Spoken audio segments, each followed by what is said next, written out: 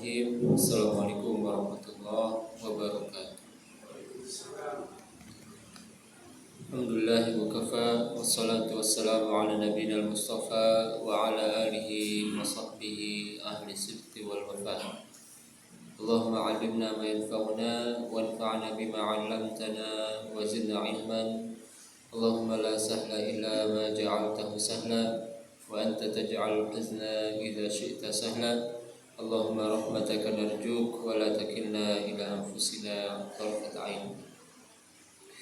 Puji dan syukur kita panjatkan kehadirat Allah Azza wa Jalla yang mengumpulkan kita di tempat yang paling mulia di atas permukaan bumi untuk melaksanakan suatu ibadah yang merupakan pertanda kebaikan untuk diri kita. Nabi sallallahu alaihi wasallam bersabda, "Man yuridillahu bihi khairan yufaqihu fid din." Siapa yang Allah kehendaki kebaikan pada diri seorang hamba, Allah pahamkan dia terhadap agamanya.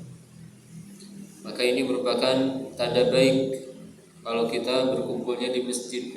Alhamdulillah. Dalam rangka menuntut ilmu.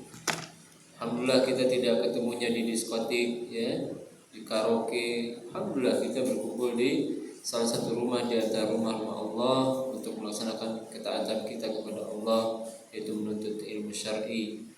Maka sebaliknya orang yang tidak mau duduk di majelis ilmu, kata Syekh bin Baz rahimahullah ta'ala, sejatinya Allah tidak inginkan kebaikan dari orang tersebut. Maka ini merupakan nikmat yang jauh lebih besar daripada nikmat-nikmat dunia. Sahabat Abu Hurairah pernah mengatakan kepada orang-orang yang ada di pasar, sesungguhnya sekarang warisan Rasulullah SAW sedang dibagi-bagikan di masjid. Sebagian orang langsung datang ke masjid. Datang ke sana gak ada apa-apa, cuma ada kajian doang katanya. Akhirnya balik kepada sahabat Abu Hurairah. Maka apa kata Abu Hurairah? Itulah warisan Rasulullah SAW. Nabi SAW mengatakan apa? Innal anbiya lam yuwarithu dinaran wala dirham, wa innama warathul ilma, faman akhadhahu akhadha bihadhin wafir. Sesungguhnya para nabi itu tidak mewariskan harta, dinar, dirham, tidak. Sesungguhnya yang diwariskan oleh para nabi itu adalah ilmu. Maka siapa yang mengambil ilmu itu, siapa yang mengambil warisan itu, maka sungguh dia telah mendapatkan bagian yang sangat banyak. Ya, maka bersyukur kembali kita kepada Allah Subhanahu wa taala karena kita masih diberikan kesempatan melaksanakan ibadah yang dikatakan Imam Ahmad, al-ilmu la ya'diluhu syai' liman akhlasa niyat. Ilmu itu tidak ada tandingannya bagi orang yang ikhlas dalam mengerjakannya. Di kesempatan yang lalu kita telah menyelesaikan kaidah pertama. Ya, jadi dari beberapa pertemuan itu, Pak, itu kaidah pertama. Apa itu kaidah pertama? Berinteraksilah kepada anak sesuai dengan kadar usia mereka. Itu kaidah pertama yang telah kita pelajari. Kita telah jelaskan tentang bagaimana karakteristik khusus untuk usia 0 sampai 7 tahun dan bagaimana cara kita menyikapinya.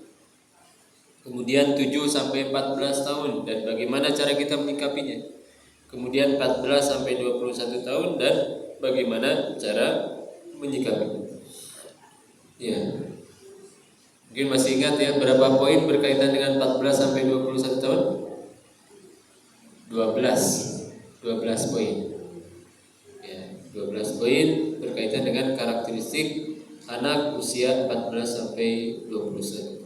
Kita sekarang memasuki kaidah yang kedua. Kata Syekh Ahmad Nasir At-Tayyar hafizahullah ta'ala, kata beliau, barru aba'akum tabarrukum abna'ukum fal jaza'u min jinsil amal. Kaidah kedua yaitu beliau membawakan hadis yang diriwayatkan Imam Hakim dan disahihkan oleh beliau bahwasanya Nabi SAW bersabda, berbaktilah kalian kepada kedua orang tua kalian, niscaya anak-anak kalian akan berbakti kepada kalian. Ini hadisnya sampai situ. Barru aba'akum tabarrukum abna'ukum. Berbaktilah kepada orang tua kalian, niscaya anak-anak kalian akan berbakti kepada kalian. Hadisnya sampai situ. Namun kaidahnya masih dilanjutkan oleh beliau, fal jazaa'u min jinsil amal. Balasan itu sesuai dengan perbuatan. Wal hayatu dainun wa wafa, dan kehidupan itu isinya membalas dan memberi. Faman barra walidayhi barrahu abna'uhu. Siapa yang berbakti kepada kedua orang tuanya, maka anak-anaknya niscaya akan berbakti kepada dirinya. Kemudian belum membawakan hadis yang barusan kita sebutkan, qala Rasulullah SAW fima yurwa anhu, barru aba'akum tabarrukum abna'ukum.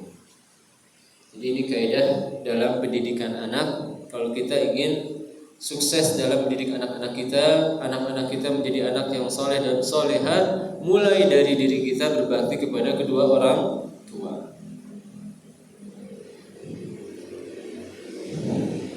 Al-Imam Ibnu Qayyim beliau mengatakan, walidzalika kana al-jazaa mutamathilan lil 'amali min jinsihi fil khairi wasyarr.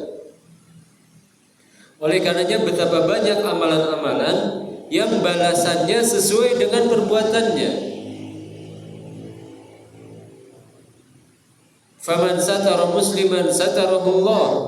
Siapa yang menutup aib seorang muslim, Allah akan tutup aib-aibnya.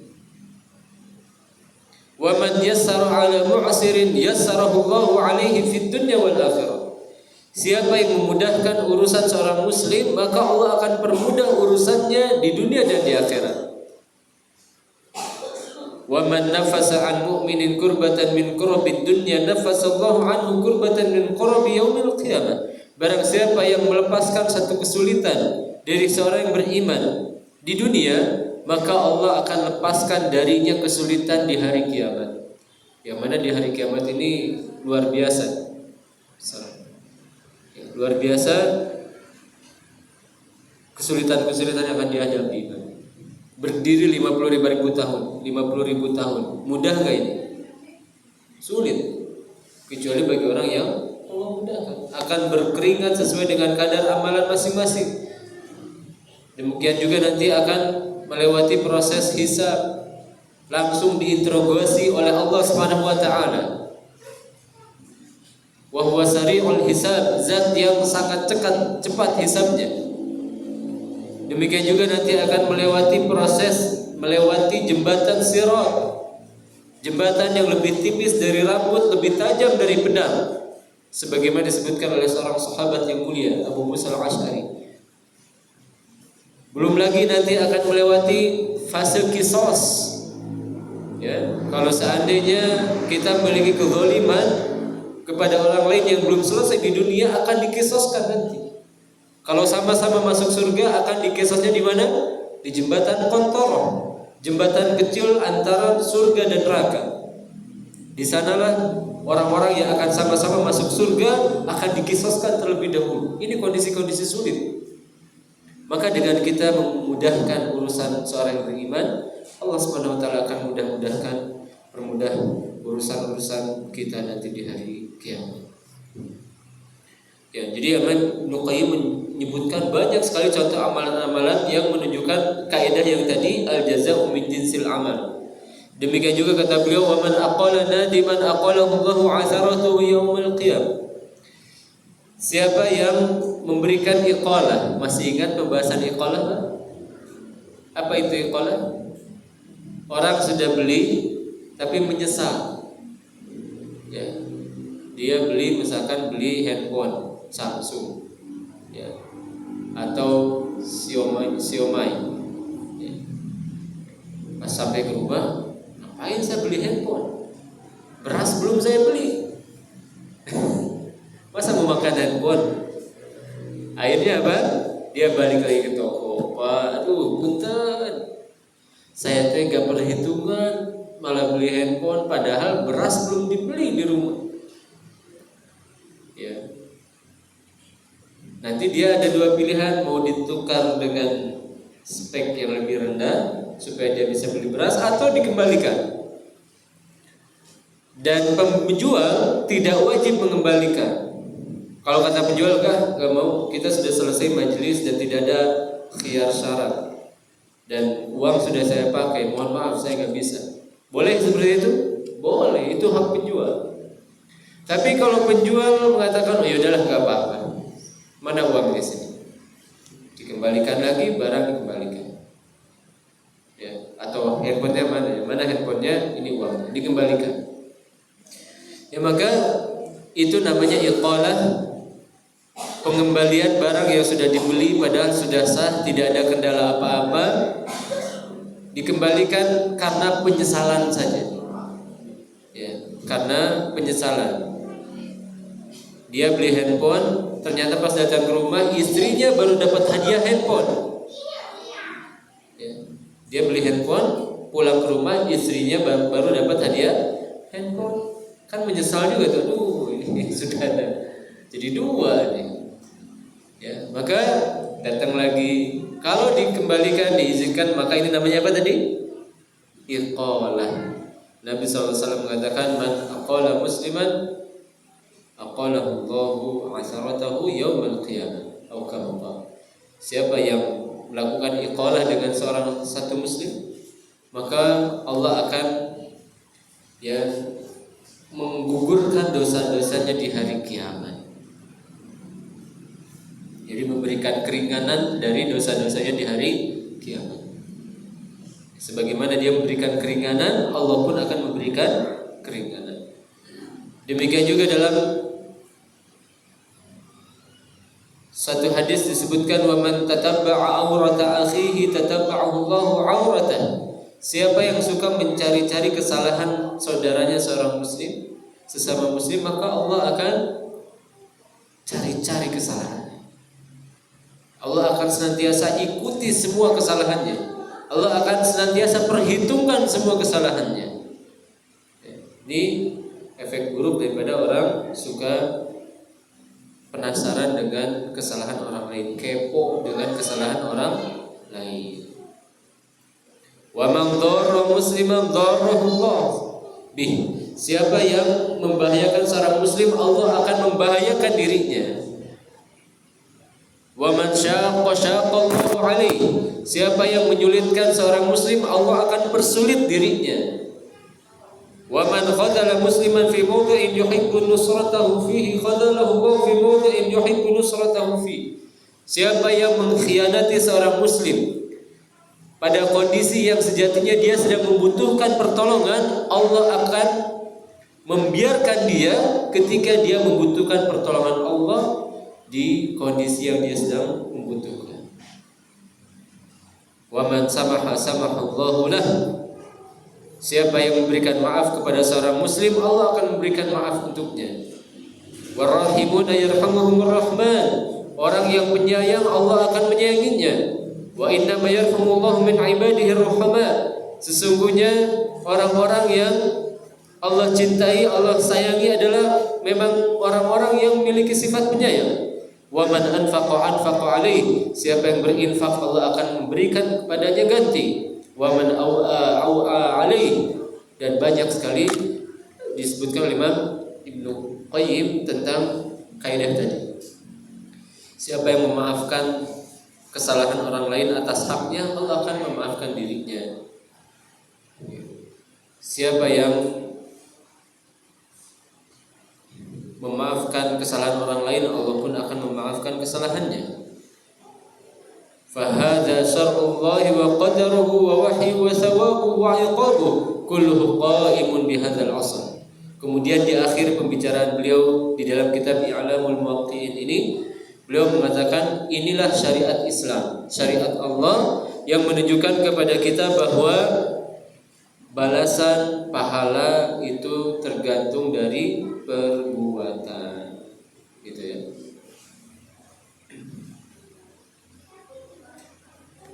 Kemudian kata Syekh Ahmad Nasir At-Tayyar, wa innaka la takadu tajidu min aqqa walidayhi illa ruziqa bi auladin ya'uqunahu. Sesungguhnya Anda sendiri akan melihat bagaimana orang-orang yang berdurhaka kepada orang tuanya, niscaya anak-anaknya akan durhaka kepada dirinya.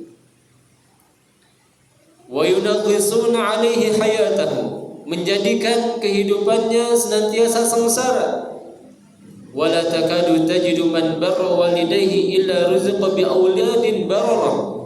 Sebaliknya, tidaklah ada seorang yang berbakti kepada kedua orang tuanya kecuali dia akan mendapati anak-anak yang berbakti juga kepada dirinya. Wa yudkhiluna 'alaihi surur wal bahjah.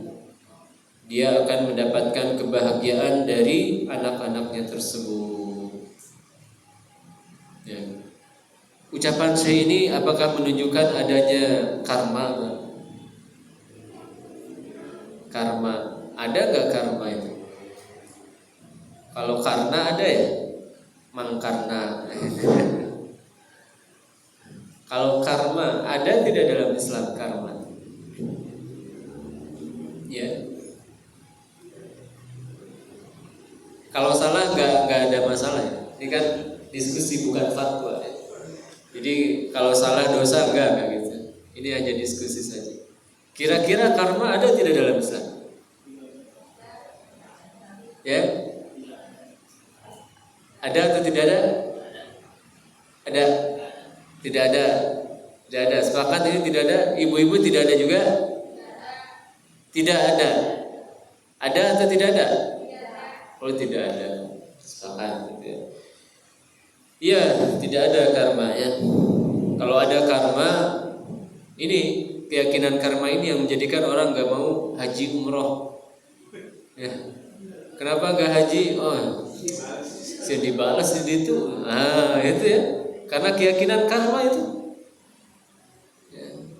Jadi karena keyakinan karma, jadi akhirnya banyak orang yang nggak mau haji dan umroh. Ya. Ini tentu bertentangan dengan konsep Islam. Ya, memang betul yang namanya maksiat itu penyebab kesialan. Ya, jadi kita tidak menganggap suatu hal menjadikan kita sial kecuali maksiat saja. Ya. Allah Subhanahu wa taala berfirman, "Wa ma asabakum min musibatin fabima kasabat aydikum wa ya'fu 'an katsir." Tidak ada musibah yang menimpa kalian kecuali disebabkan dosa-dosa kalian. Wa ya'fu 'an katsir. Namun kebanyakannya Allah maafkan. Jadi yang kita terkena musibah itu hanya sebagian kecilnya. Kebanyakannya tidak, Allah maafkan. Kebayang enggak Pak kalau setiap dosa kita langsung dihabisi oleh Allah, habis kita. Walau yu'akhidullahu an-nasa. Ya, di akhir surat Fatir Allah SWT mengatakan kalau seandainya Allah SWT mengambil setiap kesalahan, setiap ada kesalahan langsung dihukum, habis manusia, nggak ada yang tersisa. Ya, maka tidak ada hal yang menjadikan kita sial kecuali kemaksiatan. Ya, demikian juga Nabi SAW menjelaskan kesialan terkadang ada dalam 3 hal. Apa saja itu 3 hal? Kesialan bisa ada dalam 3 hal. Apa itu? Rumah, istri, dan kendaraan. Suka ada kesialan ini. Kesialannya karena apa tadi? Karena maksiat. Kembali kepada maksiat. Oleh karenanya seorang ulama mengatakan tidaklah saya melakukan maksiat kecuali saya akan melihat efek buruknya pada kendaraan dan keluargaku. Jadi kalau dia berbuat maksiat langsung tuh kelihatan, anaknya jadi susah diatur, istrinya jadi ngomel-ngomel. Yang lebih buruk mana Pak? Istri ngomel ke suami, suami ngomel ke istri.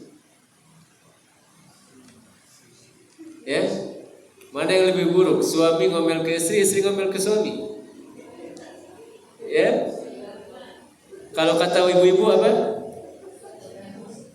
Oh tergantung sekolah. Iya. Hukum asal, kalau kita bicara hukum asal, tentu lebih buruk istri ngomel-ngomel ke suami. Hukum asal ya. Tapi bisa jadi omelannya bisa lebih buruk dalam satu kondisi. Ya. Kenapa? Karena posisi istri ada di bawah, ya kan? Sekarang pertanyaannya, mana yang lebih buruk? Anak ngomel-ngomel ke orang tua ngomel-ngomel ke anak. Anak ngomel-ngomel ke orang tua. Kenapa? Karena posisi orang tua ada di atasnya. Nah, jadi bapak-bapak kalau suka ngomel-ngomel sama istri, banyak istighfar. Astagfirullah, astagfirullah. Saya suka ngomel-ngomel ke istri, astagfirullah.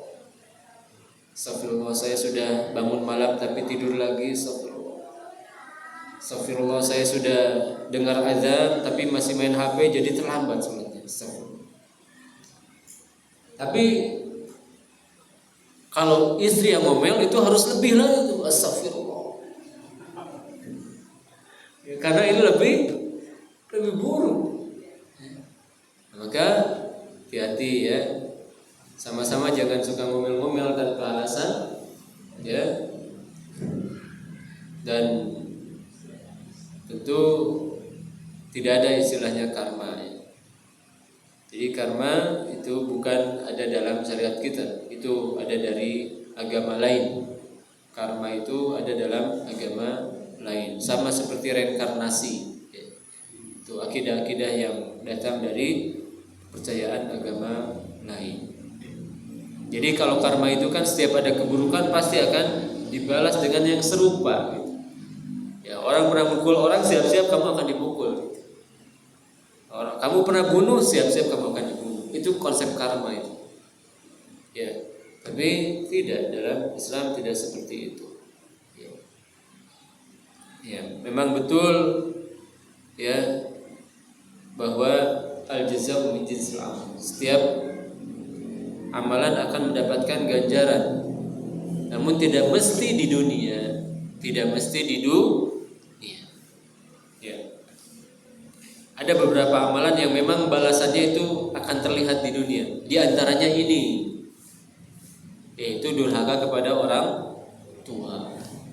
Durhaka kepada orang tua disebut oleh para ulama kita, di antaranya Imam Al-Bukhari dalam kitab Al-Adabul Mufrad dan yang lainnya, bahwa durhaka kepada orang tua itu dosa yang paling akan disegerakan azabnya di dunia sebelum nanti azab di akhirat. Ya. Dan ini bukan konsep karma ya, tapi memang ya seperti itu, dan tidak mesti terlihat ya. Bisa jadi dalam bentuk hal yang lain yang itu sifatnya dicabut keberkahan atau yang lainnya. Kemudian kata beliau, wa kam min insanin amala abna'ahu bi arqal asalib wa ahsanat ta'amul walakinnahu fi nihayah lam yuwaffaq fi kasbi wuddi. Betapa banyak orang-orang yang dia lembut sekali kepada anak-anaknya, berusaha interaksinya baik, akan tapi di ujung usahanya tetap saja anak-anaknya tidak menyenangi dirinya. Mereka masih belum soleh.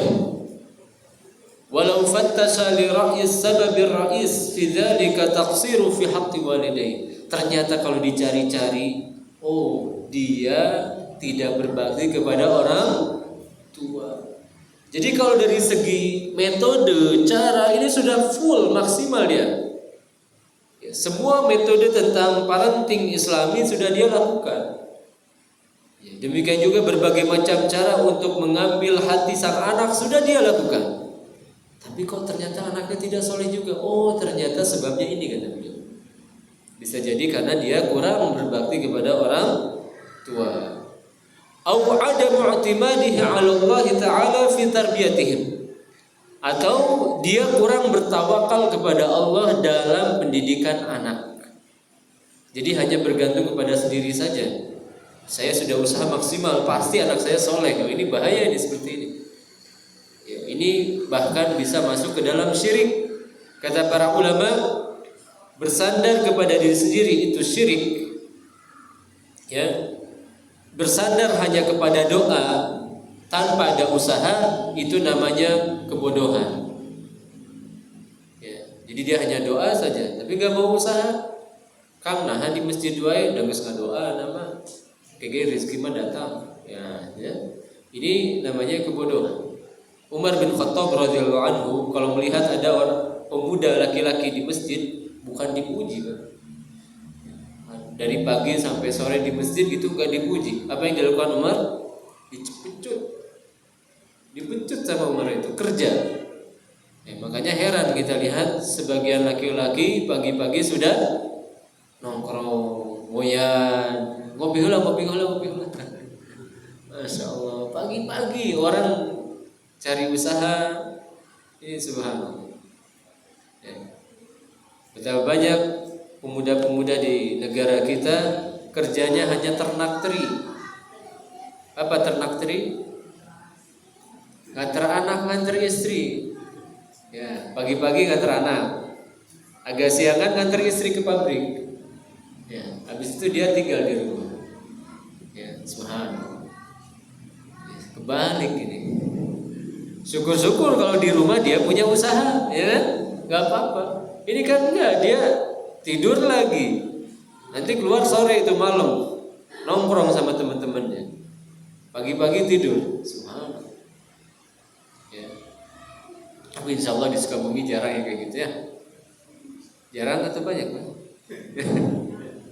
Ya anak dapat banyak tuh di Garut kayak gitu, ya di dekat kampungan itu. Jadi ada satu pabrik A lah ya namanya. Itu dikenal itu ya, istri-istrinya banyak yang kerja, tapi suaminya banyak yang nganggur. Ya, subhanallah. Ini fenomena yang menyedihkan. Kenapa kok pekerjaan dibuka selebar-lebarnya untuk perempuan, tapi kok untuk laki-laki dipersulit? Mudah-mudahan nanti antum bisa bikin perusahaan ya, buka lapangan usaha ya. Dahulukan laki-laki.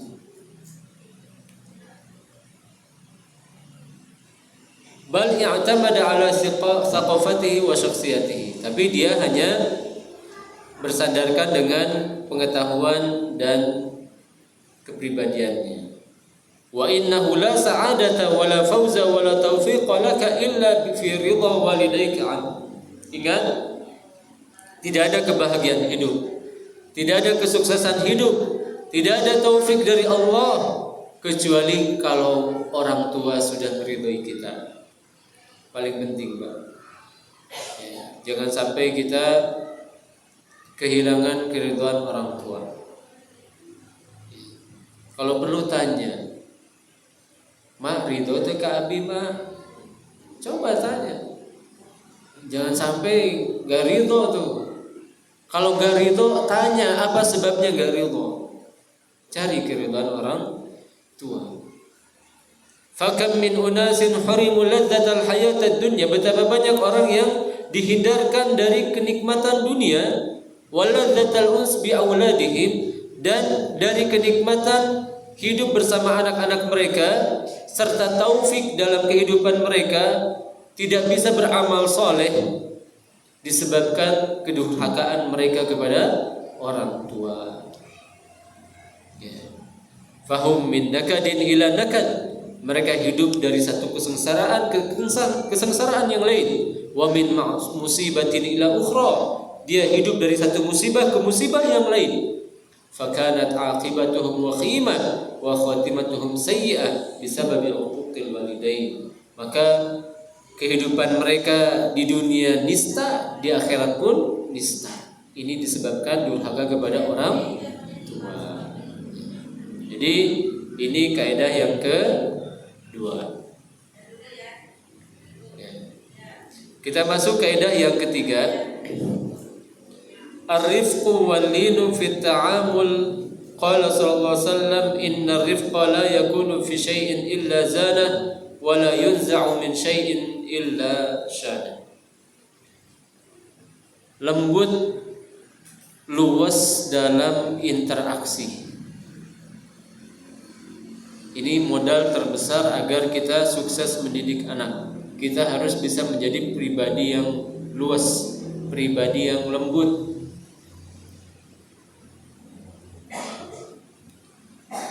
Nabi sallallahu alaihi wasallam bersabda dalam hadis riwayat Muslim, "Inna rifqa la yakunu fi syai'in illa zana wa la yunza'u min syai'in illa syana." Sesungguhnya kelembutan itu tidaklah hilang dari suatu kecuali akan memperburuk kondisi itu, dan tidaklah dia ada pada suatu kecuali akan menghiasinya. Inilah kelembutan. Ya, maka orang tua itu harus punya sikap lembut. Walaupun tentara, walaupun mantan preman, ya, tetap harus punya sifat lembut kepada anak. Ya. Farifqu fi kulli syai'in yazinuhu wa yuslihu. Kelembutan di setiap hal itu akan menjadikannya indah. Hatta fi halil ghadabi wal 'itab. Demikian juga ketika marah tapi lembut. Itu akan menjadikan indah marahnya. Ya. Wal laumi wal iqab. Demikian juga ketika menyalahkan, anak salah disalahkan tapi dengan kelembutan, itu luar biasa. Wa hadza yadullu ala annahu min afdali ma tahalla bil 'abdu wasta'malahu fi umurihi kulliha. Ini merupakan sifat yang paling baik yang dimiliki oleh seorang hamba, yang dia harus miliki sifat itu di setiap kondisi. Oleh karenanya Nabi SAW pernah berwasiat kepada Aisyah radhiyallahu anha. Beliau mengatakan, "Ya Aisyah, alaiki bitaqwallah wa rifq." Wahai Aisyah, hendaknya engkau bertakwa kepada Allah dan milikilah sifat kelembutan. Ini hadis riwayat Ahmad dan disahkan oleh Syalbani. Ya. Maka lihat bagaimana kelembutan kita kepada anak-anak kita. Kapan terakhir kita cubit anak kita tanpa kesalahan yang jelas? Ya, atau disebabkan kesalahan yang memang tidak berhak anak itu mendapatkan cubitan. Ya. Ada sebagian orang tua itu ketika sang anak tidak nurut langsung dicubit. Kalau cubit masih mending, langsung dikeros di rumah apa? Ya, dikeros bahasa Indonesia itu apa? Ya, jadi wajahnya tuh begitu, ya, dicakar dari atas ke dalam gitu. Subhanallah. Ini lihat, kalau kita mau main fisik, apakah berhak anak kita mendapatkan hukuman fisik itu? Urusan apa? Kalau urusan dunia, misalkan dia main gelas pecah, ingat hal-hal dunia itu sementara, tapi sakit hati anak itu akan terus teringat sampai dia dewasa. Ya, makanya ada kisah ketika seorang ibu salah masaknya kurang enak, si goreng atau apa, gosong telurnya, maka ayahnya diam saja. Kemudian dia nikmati senikmat-nikmatnya. Setelah itu anaknya nanya, "Kok Abi nggak bilang kalau ini makanannya gosong?" Kata ayahnya, "Makanan nggak gosong, ini sebentar, hanya di lidah saja. Tapi kalau saya sebutkan, Abi sebutkan kata-kata yang buruk kepada Umi, itu akan diingat terus." Ya, maka ini pun berlaku kepada anak-anak kita. Ya, ingat kalau marah, ya, bahwa Allah itu lebih mampu menghancurkan kita melebihi kita mampu menghancurkan anak-anak kita. Ingat itu. Iya, mungkin kita mudah untuk memukul mereka, memukul anak. Tapi ingat, Allah itu lebih mampu untuk menghancurkan kita. Inna batsya rabbika lasyadid. Sesungguhnya pukulan Allah itu luar biasa keras. Siksaan Allah itu luar biasa keras. Kata-katanya batsh. Batsh itu apa? Kalau bahasa letterlocknya, batsh itu kan tinju. Tinju batsh. Ya, tapi tentu di situ diterjemahkannya bukan tinjuan, sesungguhnya tinjuan Allah itu bukan. Tapi ya di situ diterjemahkan azab Allah itu sangat pedih. Ya, maka kita kalau lagi marah sama anak, ingat Allah itu lebih mampu untuk menghancurkan saya daripada saya menghancurkan anak saya. Faqala narifqu bi taqwallahi ta'ala li'annahu bittaqwa yuslih ma bainahu wa bainal haqq wa birifqi yuslih ma bainahu wa bainal khalq. Maka lihat bagaimana Rasulullah SAW menggandengkan ketakwaan dengan kelembutan. Tadi Aisyah diwasiatkan apa? Wahai Aisyah, bertakwalah kepada Allah dan jadilah engkau orang yang lembut. Kenapa kata Syekh di sini disebutkan bahwa digandengkan takwa dengan kelembutan, karena takwa ini antara dia dengan Allah. Kalau orang sudah punya takwa, sudah baik antara dia hubungannya dengan Allah. Wa birrifqi, dengan kelembutan, yuslihu ma bainahu wa bainal khalqi. Dengan kelembutan itu akan baik hubungan kita dengan manusia. Wala yadkhulu rifqu baitan illa dakhala ma'ahu al-khair wat taufiq. Tidaklah ada satu rumah yang di sana diisi dengan kelembutan dan kebaikan kecuali akan datang kepada mereka ya berbagai macam kebaikan dan taufik dari Allah Subhanahu wa taala. Oleh karenanya Nabi sallallahu alaihi wasallam bersabda dalam hadis riwayat Imam Ahmad dan disahihkan oleh Syalbani, Nabi SAW bersabda, "Idza aradallahu bi ahli baitin khairan, adkhala 'alaihimur rifqa." Jika Allah menginginkan suatu keluarga kebaikan, Allah akan masukkan ke dalam rumahnya kelembutan. Nah, ini ya. Ini penting. Sabda siapa ini? Rasulullah SAW. Jika Allah inginkan dari suatu keluarga kebaikan, Allah akan masukkan ke dalam rumah itu kelembutan. Ya. Jadi kalau di rumah kita apa? Ayo woi hongkak. Setiap hari ada saja teriakan. Ini hati-hati. Bisa jadi rumah kita kurang berkah. Bisa jadi rumah kita dipenuhi oleh syaitan. Malaikat keluar. Makanya hati-hati, jangan sampai ada gambar makhluk hidup yang nempel di tembok-tembok rumah kita. Ya, anak-anak kadang nempelin stiker ya, stiker-stiker makhluk hidup yang sempurna, cabut itu. Karena akan menyebabkan malaikat tidak masuk rumah. Kalau malaikat tidak masuk rumah, yang masuk siapa? Setan. Beda kalau makhluk hidup, gambar makhluk hidup itu di tempat-tempat yang dihinakan. Contohnya di keramik, diinjek-injek, boleh. Atau di keset. Ya, keset kita ada gambar makhluk hidupnya, ada gambar kudanya, apanya, nggak apa-apa. Yang bermasalah adalah kalau ditempel. Nabi SAW pernah masuk ke dalam rumah, kemudian ada sitar gorden yang ada gambar makhluk hidup.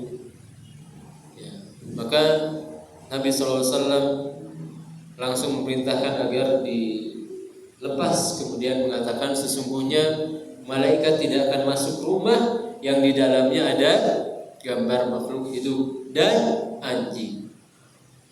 Jadi hewan anjing yang dipelihara tanpa ada sebab syar'i, bukan untuk menjaga harta, ya, menjaga harta dalam artian pertanian atau peternakan, ya, atau bukan untuk berburu, atau bukan untuk keperluan yang memang diperbolehkan seperti polisi, ya, maka ya ini akan menjadikan rumah itu tidak dimasuki oleh malaikat.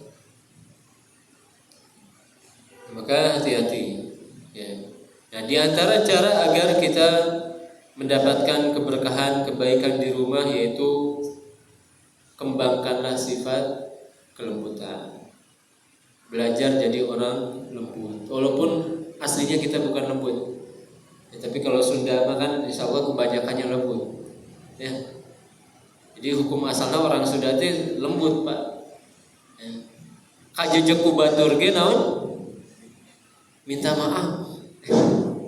Ya ada istilahnya seperti itu ya. Jadi orang Sunda tuh lemes, lembut. Ya, ketika ada orang yang nginjek dia pun, aduh punten. Ya, punten maksudnya tolong ini jangan diinjek gitu, punten. Dia yang keinjek tapi dia yang minta maaf. Ya ini luar biasanya orang Sunda. Ya. Ya. Aduh punten Kang. Ya. Padahal dia yang lagi ditolimi ya. Tapi dia yang mengatakan punten Kang. Ini luar biasanya ada orang Sunda. Ya. Jadi memang Nabi SAW pernah ditanya,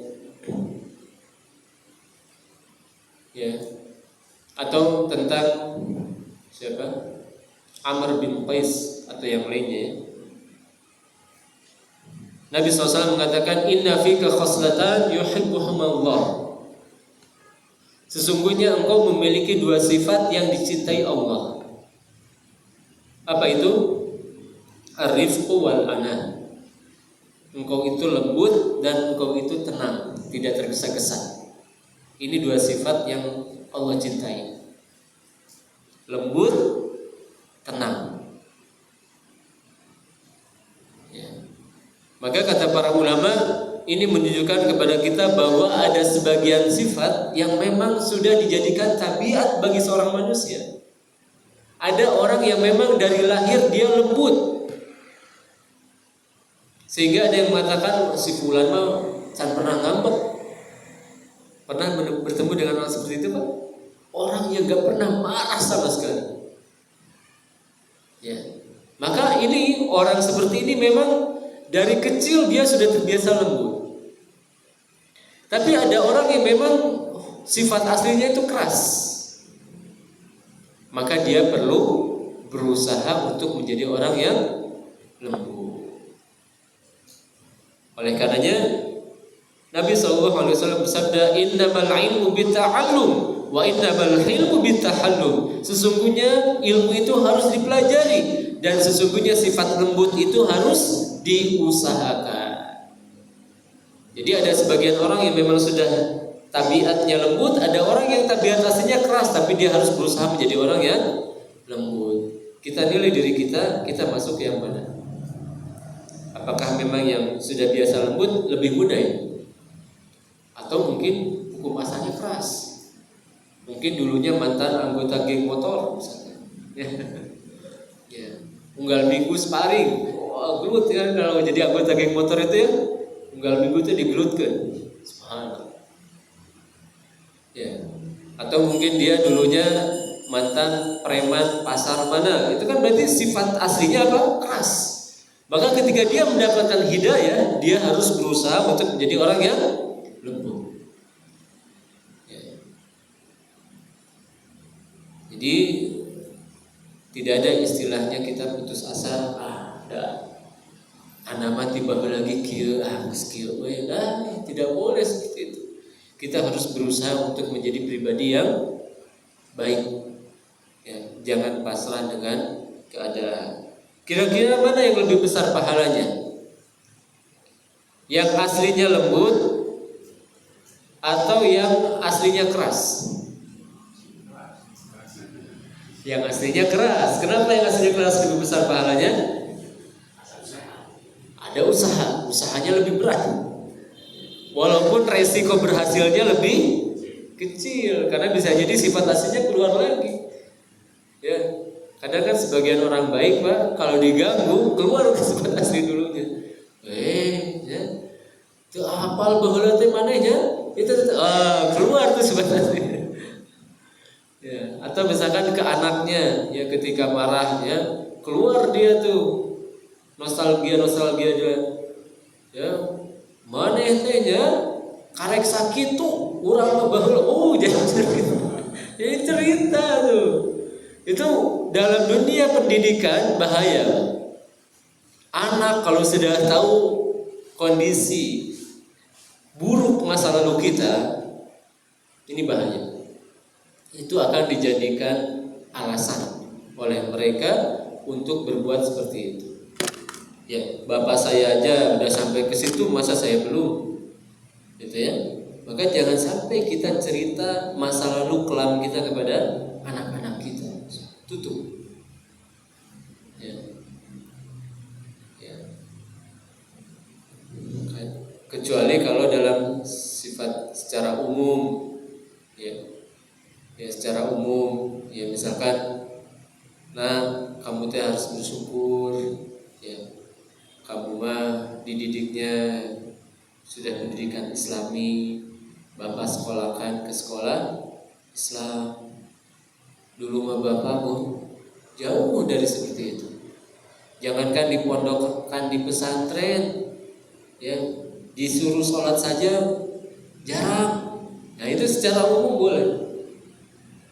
Tapi kalau kita sebutkan kemaksiatan A, B, C, D, ya dulu bapak pernah pakai putau, ya, dulu bapak ketua geng ini, ini kan, ya hancur itu wibawa orang tua di hadapan anak. Ya maka, ya ini perlu dijaga. Nah, di antaranya sifat kelembutan ini. Walaupun mungkin ya sebagian ikhwan, sebagian saudara-saudara kita masa lalu kelamnya itu masih ada, Bang. Kelihatan sama anaknya. Apa biasanya? Tanda bahwa bapaknya ini dulu nggak baik. Apa itu? Tato. Ya ada sebagian ikhwan kan nanya, "Ustaz, ini gimana ya saya?" Usahakan tutup saja. Walaupun di hadapan anak-anak, usahakan jangan dibuka. Gitu. Ya, kecuali kalau memang sudah tahu ya, gimana lagi ya. Nah, ketika anaknya nanya ini apa bagus gitu kan, maka sampaikan bahwa ini dulu khilaf. Secara umum saja, ini dulu bapak khilaf, salah, padahal itu nggak boleh. Dulu bapak nggak tahu kalau ini tuh nggak boleh. Ya, sampaikan seperti itu secara umum saja. Ya, jadi ya penting kita mengembangkan sifat kelembutan di rumah. Fahariyun biman harima rifq wal lin an yuhram al khair fi dinihi wa dunya. Maka orang yang tidak bisa lembut, tidak bisa bersikap ya lembut di rumah, maka dia akan terhindar dari kebaikan yang banyak, baik berkaitan dengan perkara dunia maupun perkara agamanya. Nabi SAW bersabda dalam hadis riwayat Muslim, "Man yuhramur rizqa yuhramul khair." Siapa yang dihindarkan dari kelembutan, siap-siap dihindarkan dari berbagai macam kebaikan. Ya, jadi kita ini harus punya sifat lembut. Apa itu rizq? Linul janib bil qaul wal fi'al.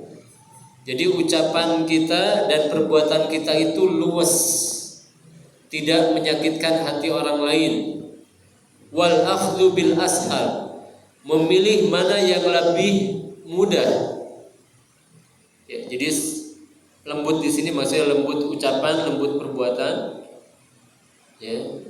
Demikian juga kalau ada pilihan 2A, B, pilih yang lebih mudah selama bukan dosa. Wa huwa diddul unf, ini lawan daripada keras, unuf. Fa sahibur rifq yudriku hajatahu aw ba'daha wa sahibul unf la yudrikuha. Wa in adrakaha fa bimasyaqqah wa hariyun an la tatim. Orang yang lembut akan mudah mendapatkan keinginan-keinginannya. Berbeda dengan orang yang keras, betapa banyak keinginannya buyar, keinginannya hancur disebabkan sifat kerasnya. Maka sifat ini hendaknya kita usahakan ada pada diri kita, pasangan kita, dan anak-anak kita. Ini kaidah yang ketiga. Ya, kaidah yang ketiga, kita harus punya sifat lembut. Dan sifat lembut ini penting bukan hanya dalam keluarga saja, dalam dakwah juga penting. Ya. Beberapa pekan lalu Anda ikut pelatihan Les Rabbani ya. Di sana pengisinya Ustaz Irwandi Tirmizi. Demikian juga ada ahli-ahli hukum, advokat. Itu banyak sekali faedah. Di antaranya yang diceritakan oleh Kadif Hukum MDI, Multaqat Duat Indonesia, yang diketuai oleh Ustaz Syafiq, Ustaz Khalid Basalaman. Itu beliau bercerita bahwa betapa banyak permasalahan-permasalahan dakwah yang disebabkan oleh sebagian sikap ikhwan kita yang kaku, keras, seperti kanebo garing, ya, seperti kanebo kering, ya, kanebo kering kaku, keras, ya, jumawa kan. Yang diantara kasusnya itu kasus Ustaz Nizam, kata beliau. Ini disebabkan oleh sebagian ikhwannya tuh. Ya, itu apa? Suka ya gitulah berantem mungkin tadi medsos seperti apa. Ya. Demikian juga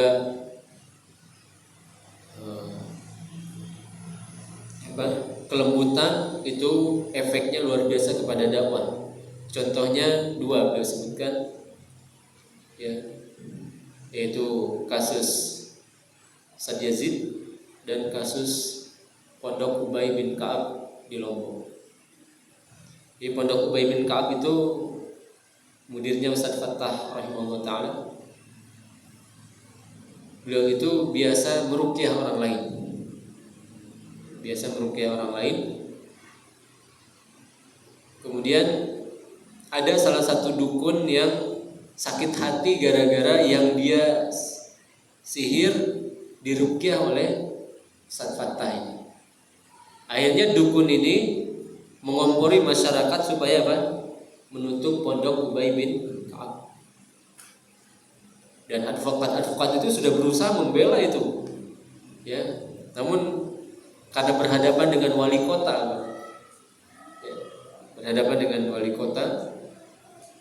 yang wali kotanya qadarullah dekat dengan yang dukun ini.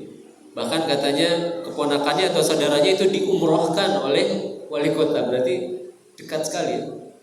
Sehingga ketika di majelis hukum, ya di pengadilan kalah. Ala kulli hal pondok ditutup. Lama kan pondok itu ditutup. Kemudian datang masa gempa Lombok yang kita dengar ya, bagaimana ya gempa Lombok dahsyat sampai Ustaz Yazid datang ke sana memberikan nasihat kepada para korban bencana. Maka ketika peristiwa gempa Lombok itu pondok Ubay bin Ka'ab ini dijadikan sebagai tempat posko bantuan. Ya, jadi semua bantuan masukkan ke sana. Karena kan gak dipakai kan tempatnya kan kosong. Gitu. Akhirnya orang mulai iba lagi tuh. Ini jadi tempat bantuan. Kemudian melalui lembaga-lembaga sunnah ini, lembaga-lembaga sunnah untuk menyalurkan bantuan ini, terkumpul dana besar sampai imam masjid di sana, imam masjid yang notabene-nya belum sunnah, dibangunkan rumah. Bayangkan, rumahnya dibangunkan. Baru dari sana pondoknya bisa beroperasi lagi. Lihat efek dari apa? Kelembutan. Jadi kalau ada bantuan nih, kita melakukan baksos, jangan hanya orang yang paham sunnah saja yang dapat. Ya, semua kasih. Ya, demikian juga lihat bagaimana efek kelembutan kepada mereka. Demikian juga kasus Ustadz Yazid rahimahullah ta'ala. Beliau ceritakan ini, saya dengar langsung dari DKM masjid, ya, dari orang yang memang yaitu kasus masjid Miyah itu ya, yang gak beres-beres. Itu Ustadz Yazid itu rahimahullah ta'ala sudah mau diterdakwakan. Beliau dipanggil ke Mabes, udah. Tapi polisi entah nelpon atau langsung, ada nggak tahu jelasnya. Tapi yang jelas polisi nanya dulu ke Ustadz Arifin Ilham rahimahullah ta'ala, yang beliau ketika itu masih ada. Ustadz Arifin Ilham ditanya sama polisi, Ustadz tahu Ustadz Yazid? Apa jawaban Ustadz Arifin Ilham? Tahu, itu guru ana. Subhanallah. Ya, mungkin Ustadz Arifin Ilham tahu kalau polisi nanya berarti tanda-tanda Ustadz Yazid mau ditangkap. Ustadz Arifin Ilham pun, dan alhamdulillah kan terakhir-terakhir itu Ustadz Arifin Ilham tuh baik hubungannya dengan ikhwan-ikhwan kita. Ya, di antara ya ada ikhwan kita ya, termasuk di Sukabumi Ngaji ini, ada yang dulu rumahnya satu komplek dengan Ustadz Arifin Ilham. Kalau ketemu sama Ustadz Arifin Ilham tuh, Ustadz Arifin Ilham selalu bilang salam ke Ustadz Yazid. Baik. Maka ketika Ustadz Arifin Ilham ditanya oleh polisi ini, bagaimana menurut anda tentang Ustadz ini? Beliau mengatakan apa? Itu guru ana. Maka Ustadz Yazid, alhamdulillah, dengan pertolongan Allah SWT, kemudian mungkin dengan jawaban ini tidak jadi diterdakwakan. Ini efek dari apa? Kelembutan. Ustadz Yazid subhanallah, kalau bergaul secara asli, ketika ngobrol biasa ini masya Allah humoris gitu, tawa-ketawa.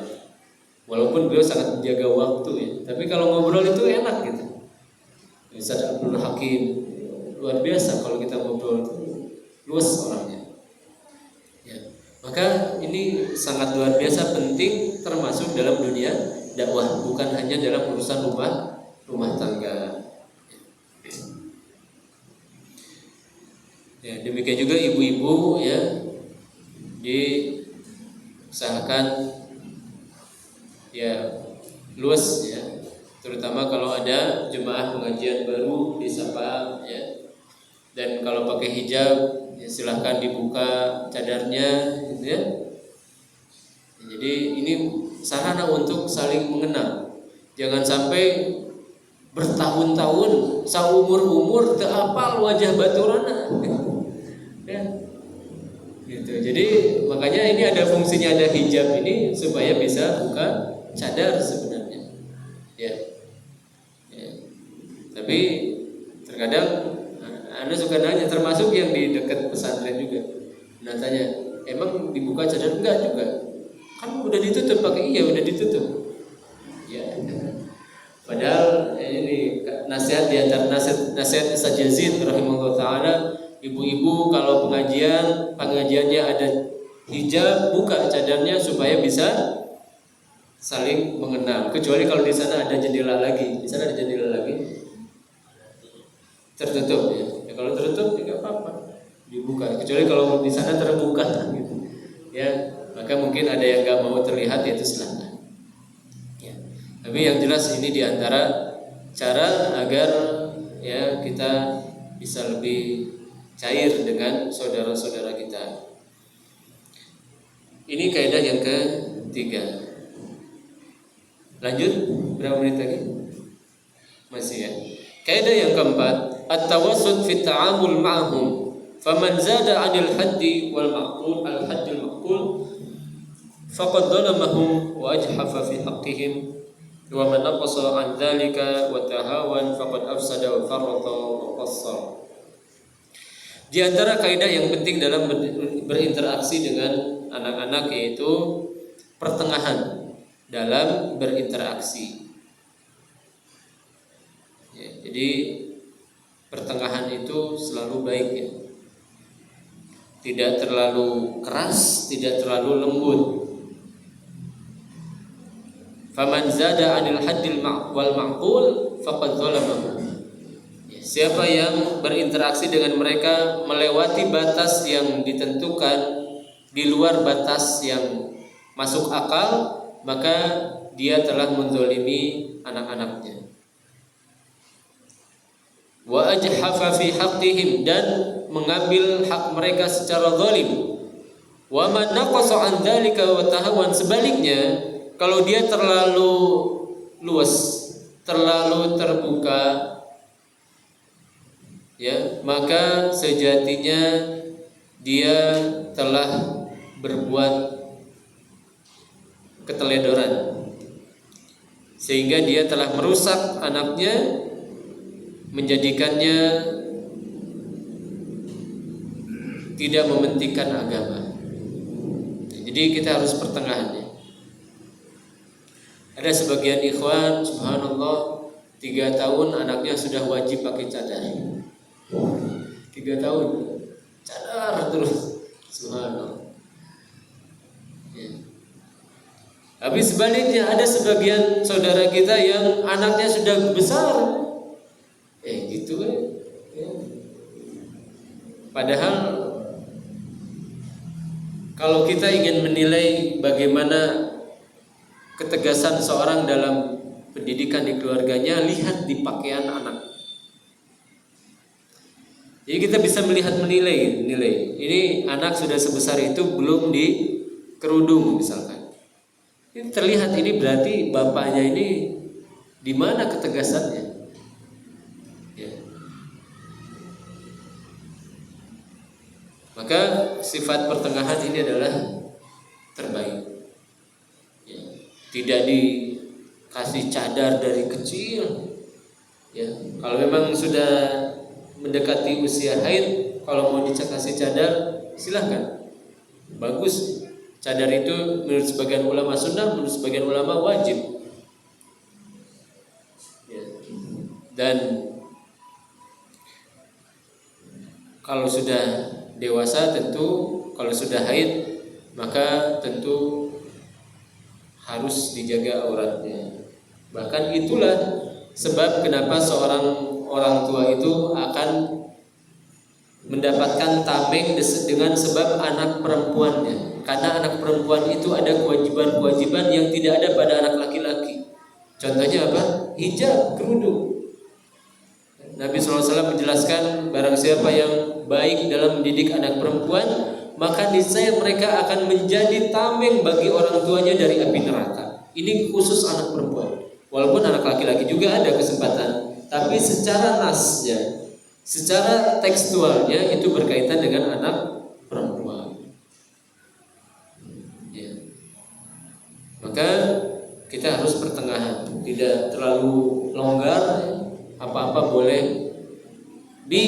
Mau nginep di rumah fulan ya, oh ya boleh, silakan. Padahal ini anak kita fulanah. Bahaya sekali. Atau misalkan nginep di rumah fulanah ya, tapi tidak dicek, ini juga bahaya. Ya. Kalau memang nginep di rumah fulanah, coba nanti Abi minta nomor teleponnya, atau nanti minta juga nomor telepon orang tuanya. Tanya, benar nggak di sana? Kemudian kalau perlu tanya jam malam-malam itu, Pak, apakah masih di sana? Karena betapa banyak ya para pemuda itu dengan alasan kerja kelompok lah, dengan alasan nginep di rumah saudara, di rumah temennya lah, ini hilang kehormatannya.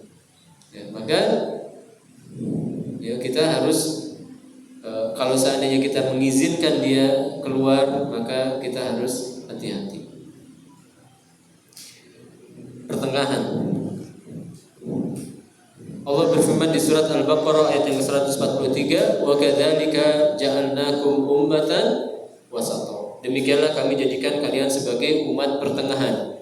Demikian juga Nabi SAW bersabda, "Al-wasatu al-adlu." Pertengahan itu keadilan. Oke, jadi pertengahan di sini bukan berarti harus 50-50 ya, tapi disesuaikan dengan kondisinya. Allah Ta'ala akramana wa tafaddala alaina bi an ja'alana mutawassitina mu'tadilina fi kulli syai'. Allah telah memuliakan kami, memuliakan kita dengan menjadikan kita memiliki sikap pertengahan dalam segala hal. Wa ma'adal wasat fa atrafun dakhilah ta'tal khatar. Dan kalau kita tidak ada di pertengahan, maka siap-siap kita akan ada di salah satu garis ekstrim, baik ekstrim kiri maupun ekstrim kanan. Faja'alallahu hadhil umma wasatan fi kulli umurid din. Allah menjadikan umat ini pertengahan di setiap agama. Ya, ini jelas ya. Contohnya Islam pertengahan antara Yahudi dan Nasrani. Tidak mengatakan Nabi Isa sebagai anak zina seperti keyakinan orang Yahudi, dan tidak menjadikan Nabi Isa sebagai Tuhan seperti keyakinan orang Nasrani. Pertengahan, dan itu banyak sekali contohnya. Wasatun fil anbiya. Ya, demikian juga umat ini umat pertengahan di kalangan para nabi. Ya. Di zaman dahulu orang kalau taubat apa harus dilakukan? Harus bunuh diri sama-sama. Faqtulu anfusakum. Ya. Jadi ini diantara syarat taubat pada umat-umat terdahulu. Ya. Ngumpul di satu tempat kemudian saling bunuh-bunuhan. Ya, kalau di umat kita alhamdulillah tidak ada syariat seperti itu. Bainan man ghana fihim kan nasara. Ya.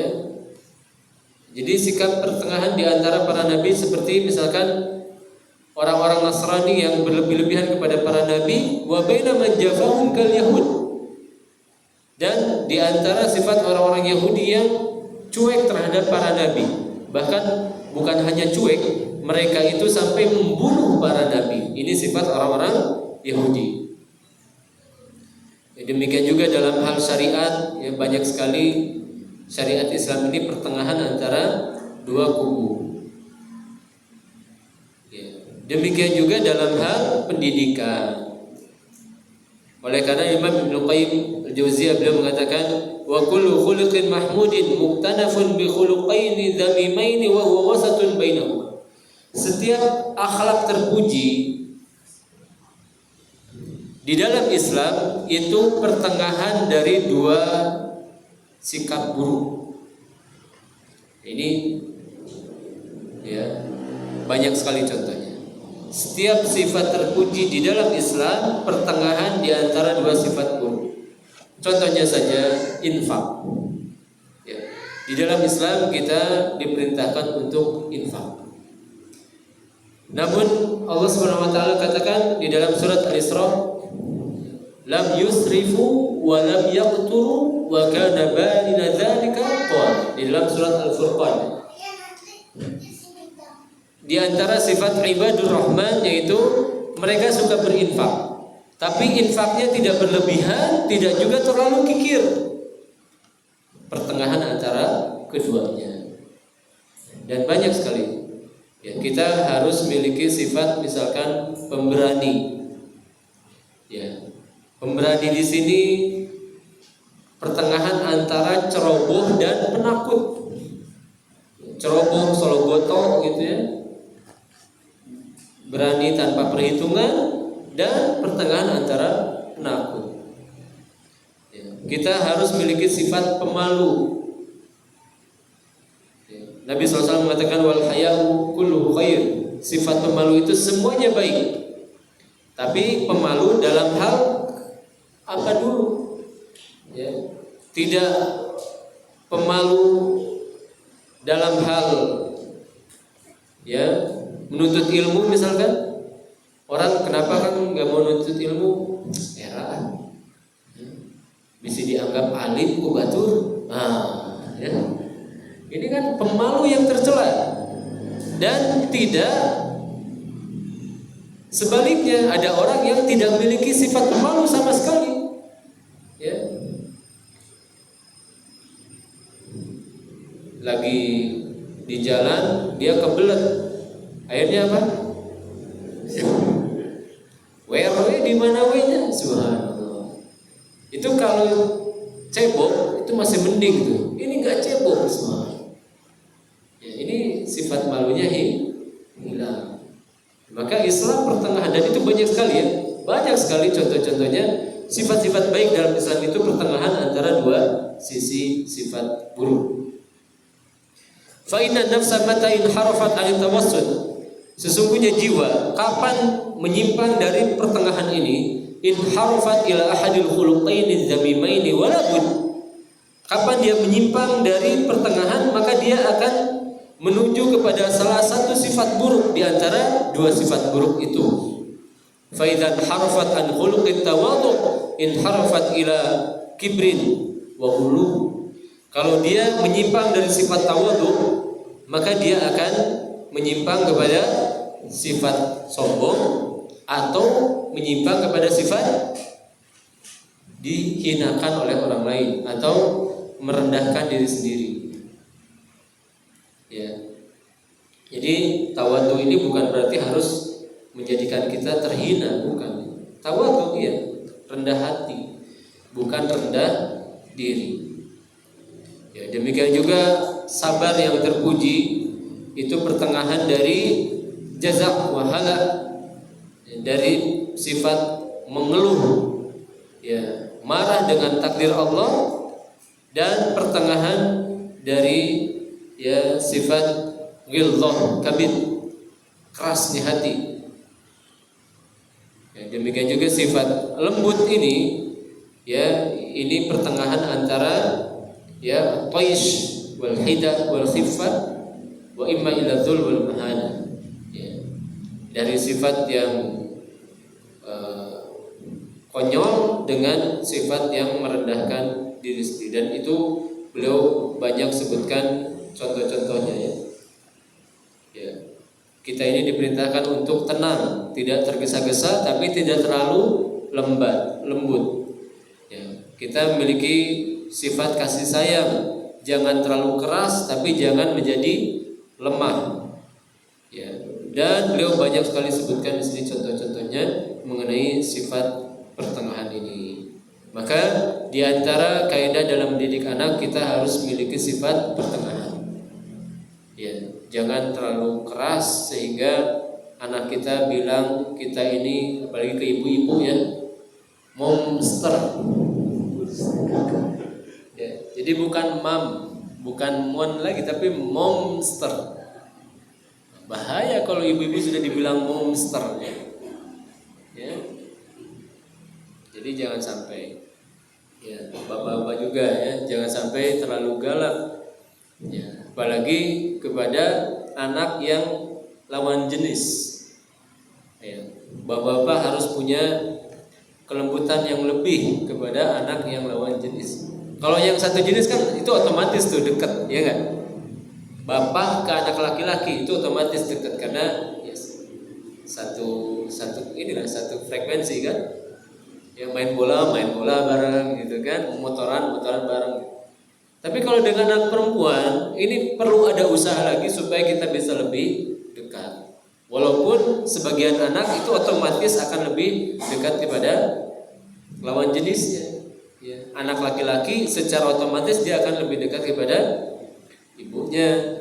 Anak perempuan otomatis dia akan lebih dekat kepada bapaknya. Tapi terkadang dari sisi orang tuanya ini yang agak sulit.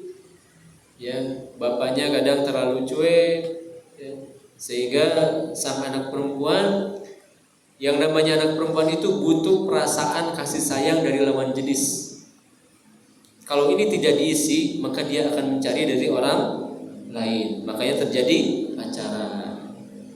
Ya, jadi kalau dia mendapatkan perhatian yang cukup dari orang tuanya, ya, perhatian dari sesama jenisnya cukup, dari ibunya, perhatian dari lawan jenisnya cukup, dari bapaknya, maka insya Allah dia tidak akan pacaran. Tapi kalau ini kosong, hati-hati. Ya, karena dia bagaimanapun butuh dari sosok orang yang memperhatikan dia. Dia ingin ada orang yang nanya udah makan belum. Ya. Apalagi kalau tinggalnya di luar. Ya. Sebagian anak itu kan ngekos ya. Subhanallah. Ini hati-hati Pak. Ya, kalau anak kita ngekos, apalagi kos-kosannya bebas, hati-hati sekali. Ya, bahaya. Ya. Lebih baik tinggal sama orang tua kita atau misalkan tinggal dengan saudara kita daripada harus ngekos sendiri. Ya, karena ya kita dulu lihat ya bagaimana Dulu anak ketika di LIPI ya, 1 bulan pertama itu biasanya harus ngekos dulu di luar. Baru setelah 1 bulan yang masuk ke asrama. Dan kalau anak dulu selalu milih di asrama. Ya karena memang sebelumnya gak mondok bekerja kan 2 tahun. Ya. Jadi masih belum bosan gitu istilah mondok itu. Nah teman-teman kita yang sudah 7 tahun mondok itu kadang malas mondok lagi Bang. Udah 7 tahun mondok, kuliah mondok lagi gitu. Akhirnya dia cari-cari kos-kosan. Nah, itu kadang kita sedih ya melihat ini ikhwan akhwat. Ini kos-kosan ikhwan, seberangnya kos-kosan akhwat. Allah, ini khotir sekali ini. Bahaya sekali walaupun sama-sama belajar agama. Tapi yang namanya setan itu sangat pandai menggelincirkan manusia. Ya maka ya di kaidah yang keempat ini kita harus punya sikap pertengahan. Kapan kita bolehkan, kapan tidak. Ya dan kalau bisa bapak harus punya sikap lebih tegas dari ibu. Jangan sebaliknya. Jadi sama ibunya apa-apa nggak boleh, sama bapaknya apa-apa boleh. Ya, jadi nanti minta izinnya ke siapa dulu? Ke bapak dulu. Nanti kata bapaknya, kalau kata ibu boleh. Ini kebalik ini. Ya. Allah SWT mengatakan ar-rijalu qawwamuna 'alan nisa. Bapak itu, laki-laki itu harus jadi pemimpin bagi para wanita. Jadi kalau bisa diatur bagaimana supaya si anak itu tahu bahwa final keputusannya ada pada bapak. Ya. Ini agak sulit kalau sang istri punya suami yang tidak ngaji. Ini agak sulit. Ya. Jadi terkadang istrinya nggak ngebolehin, nah kamu nggak boleh nonton ini ya. Contohnya apa? Nonton apa? Korea misalkan ya. Nonton apalah? Drakor ya. Boleh dengerin musik. Kata bapaknya boleh. Oh, ini repot. Ya, pincang pendidikannya. Ya. Maka yang seperti ini, kalau memang kondisinya seperti ini, bapaknya belum mendapatkan hidayah, ibunya sudah, maka ibunya harus bisa lebih mewarnai. Ya, harus lebih kuat lagi doanya kepada Allah Subhanahu wa taala. Mungkin sudah sedikit lagi waktunya. Barangkali kalau ada yang ditanyakan dulu silakan. Kalau ada silakan. Tentang itu Ustaz, sekarang lagi rame saya menafsirkan mimpi itu, apakah itu diperbolehkan? Terus kalau diperbolehkan, berarti Ustaz itu salah satu cabang ilmu yang bisa dipelajari. Iya, mengenai syekh yang bisa menafsirkan mimpi ya. Sebenarnya memang benar ada namanya ilmu tafsirul ahlam. Di antara ulama yang membahas tentang hal ini adalah Imam Ibnu Qayyim. Ibnu Qayyim itu subhanallah Syekhul Islam ya. Beliau itu mausu'ah ilmiah, ensiklopedi ilmu. Kalau mau berbicara tentang kedokteran ada pada bukunya Imam Ibnu Qayyim, Tibbun Nabawi. Demikian juga di antara karya beliau itu berkaitan dengan tafsir mimpi. Tapi ini tidak setiap orang mampu. Karena tafsir mimpi ini pertama dia harus kuat pengetahuan tentang dalil. Al-Quran, hadis harus terkuasai sama dia. Kedua, dia harus punya firasat, insting. Insting ini tidak setiap orang mampu. Insting ini harus dilatih dulu. Sama seperti di Saudi itu orang nggak bisa jadi hakim kecuali dia duduk dulu bersama hakim senior selama 1 atau 2 tahun. Kerjanya cuma duduk saja memperhatikan bagaimana hakim senior memberikan keputusan supaya keluar instingnya. Jadi nggak cukup dia kuliah perhukuman langsung jadi hakim, nggak bisa tuh kalau di sana ya. Kalau di sini Anda nggak tahu. Di sana itu seperti itu. Orang kalau menjadi qadhi harus duduk dulu menjadi asisten qadhi selama 1 atau 2 tahun. Baru nanti setelah itu dia diizinkan praktek, itu pun di bawah pengawasan. Ini luar biasa.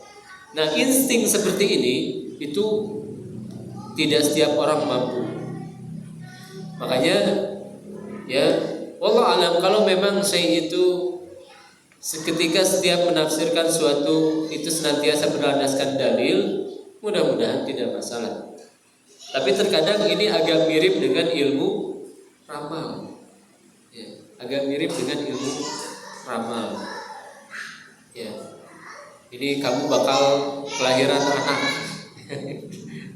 Itu kan subhanallah, ini kan rahasia ya. Di antara 5 pokok rahasia itu apa? Ya, turunnya hujan, di akhir surat Luqman itu 5 kunci ilmu ghaib ya. Innallaha alimu, gimana? Wa ma tadri nafsum madza taksibu ghadan wa ma tadri nafsum bi ayyi ardin tamut. Ya, sebelumnya itu ada beberapa yang jelas ada 5 pokok. Dan di antaranya engkau tidak mengetahui apa yang di dalam rahim, kan gitu ya. Jadi berkaitan dengan seperti ini, kalau seandainya dia hanya menafsirkan dan perkiraannya seperti itu, mungkin masih bisa diterima. Mungkin ini tanda bahwa kamu akan mendapatkan anak. Kalau memang mimpinya benar berdasarkan dalil ini. Tapi sayangnya dia tidak senantiasa menyebutkan dalilnya. Ya kan ya? Dia hanya menyebutkan tafsirnya ini saja. Tafsirnya kamu kurang berbakti kepada bapak. Ya, di antara yang Anda lihat itu kan ketika dia melihat ada seorang anak sama ibunya, kemudian masuk ke surga, kemudian nanti anaknya diseret ke dalam neraka gitu ya. Ditanya, kamu punya orang tua? Iya. Tapi bapak saya sudah cerai katanya. Ya, oh ya pantas kan. Berarti kamu itu kurang berbakti kepada bapak. Ya, memang kan nyambung bener ya. Jadi dari segi itunya kisahnya itu nyambung dengan kondisinya. Ya, tapi kalau misalkan ketika disebutkan tadi bahwa kamu akan punya anak, ini agak harus hati-hati mungkin ya. Kita agak harus hati-hati dalam menafsirkan mimpi yang sifatnya perkara-perkara yang akan datang. Ya, seperti yang Anda dengar juga bahwa engkau akan mendapatkan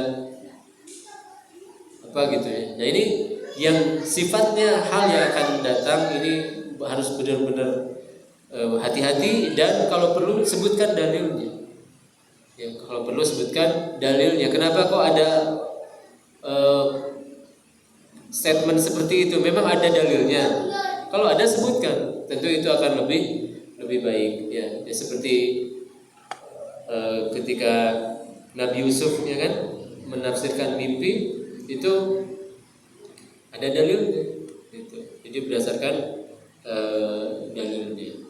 Jadi tafsir mimpi ini sangat erat kaitannya dengan hal gaib, dan hal gaib harus erat kaitannya dengan dalil Quran dan hadis. Tidak bisa kita mengatakan akan terjadi ini kecuali berdasarkan dalil. Allah taala alam. Jadi secara hukum memang ada tafsir mimpi itu ada. Bagaimana tidak? Allah Subhanahu wa taala yang mengatakan di dalam Al-Qur'an ada tafsir mimpi. Siapa yang menafsirkan mimpi? Nabi Yusuf alaihissalam. Apa hukumnya? Boleh? Boleh. Sepakat. Syekh Utsman Al-Khamis, beliau pernah ditanya, apa hukumnya menafsirkan mimpi? Boleh. Sepakat. Al-Qur'an. Namun apakah kita bisa atau tidak? Ini yang masalah. Ya.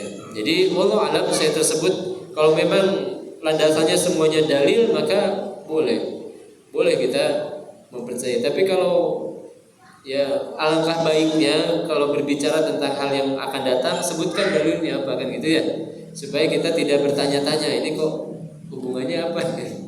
Ini tahu-tahu kesimpulannya seperti itu. Tapi kalau yang Anda lihat, Syekh itu memang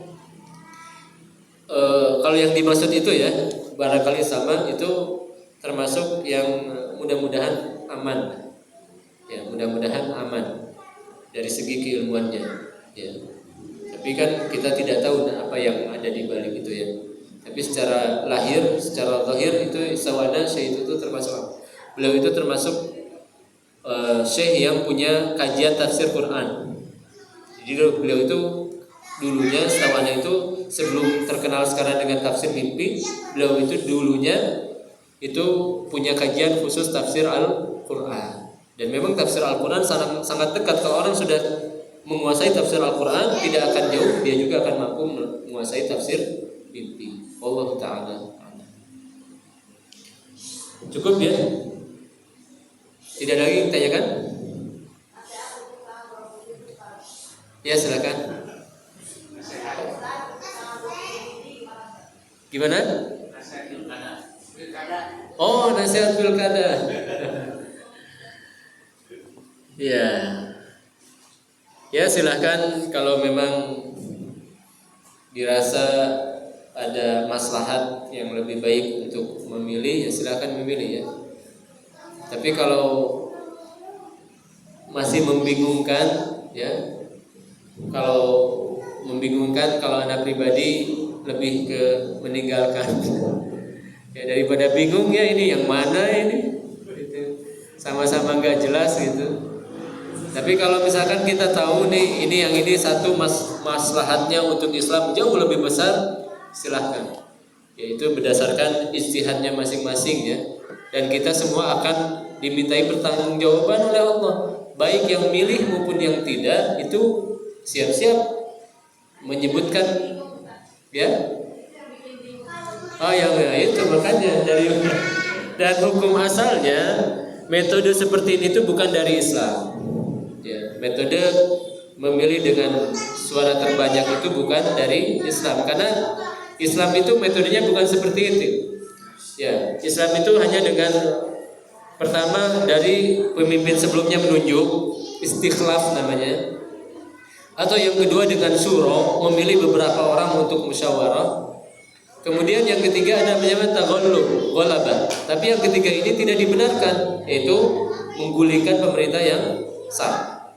Nah, pemilu ini masuk ke dalam yang ketiga ini. Jadi caranya tidak syar'i, tapi kalau sudah terpilih tetap kita harus taat kepada pemerintah. Nah, kenapa dikatakan tidak syar'i? Karena Islam tidak menilai kebenaran atau kebaikan itu dengan suara terbanyak. Ya, sementara pemilu itu menilai kebaikan dengan suara terbanyak. Kebayang nggak kalau seandainya kebanyakan orang Indonesia senang dengan bencong, kira-kira bisa nggak bencong jadi pemimpin Indonesia? Bisa. Nah, ini efek buruk daripada suara terbanyak itu. Ya, orang gila pun bisa jadi. Bisa nggak orang gila? Orang stres maksudnya bisa. Walaupun katanya orang gila pun boleh pilih ya. Orang gila boleh pilih gitu. Ya, kan jadi luar biasa. Satu suara profesor disamakan dengan satu suara orang gila. Kan ini aneh gitu. Ya, padahal yang terbaik itu masa sebelum apa itu?